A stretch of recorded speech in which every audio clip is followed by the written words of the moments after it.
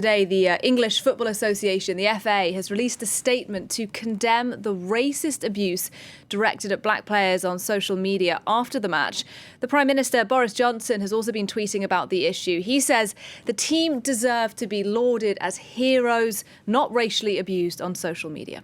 Well, for more, let's go to London. Our correspondent Benedict Pavio is standing by. Benedict, tell us a little bit more about what's been happening in the aftermath of the match and what the response has been today from British authorities. Well, you can imagine that certainly England, the population is very disappointed. There was an absolutely huge build-up, and there was this song coming home, football's coming home, and instead it's gone, not come home, but it's gone to Rome. And overnight, what we've had, and almost immediately after the three England's players, black players, Jadon Sancho, Marcus Rashford, and the 19-year-old Bukayo Saka missed their penalties, because that's what it came down to. We know that the game was 1-1. The racist abuse began. And of course, we have now in the 21st century, the social media where people can publish, platform, be seen by thousands, tens of thousands and more people. So very quickly, the condemnation, indeed, at 7 a.m. this morning from the British Prime Minister, Boris Johnson, very clear, as others are being and have been, about the fact that this abuse is, quote, appalling. As you said, that the England team deserves to be lauded as heroes, not racially abused on social media.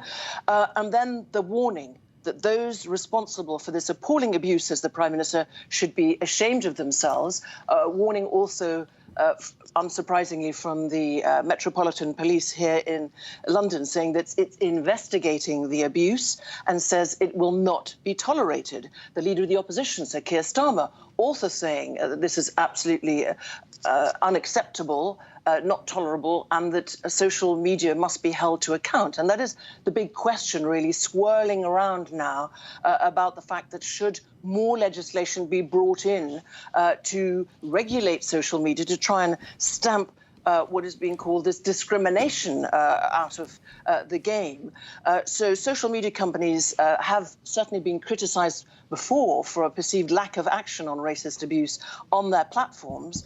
And back in April, following numerous instances of online abuse, a number of clubs, players, athletes and sporting bodies took part in a 4-day boycott of social media. And that was to encourage social media companies to take a stronger, or to take companies to take a stronger stance against racist and sexist abuse. But will there be more legislation? We'll wait to see what else the Prime Minister says this evening in a press conference that should be about not football, but about COVID. But we'll see. I think he'll be asked questions pressingly about that. All right, Benedict Pavio for us there in London. Thank you very much indeed.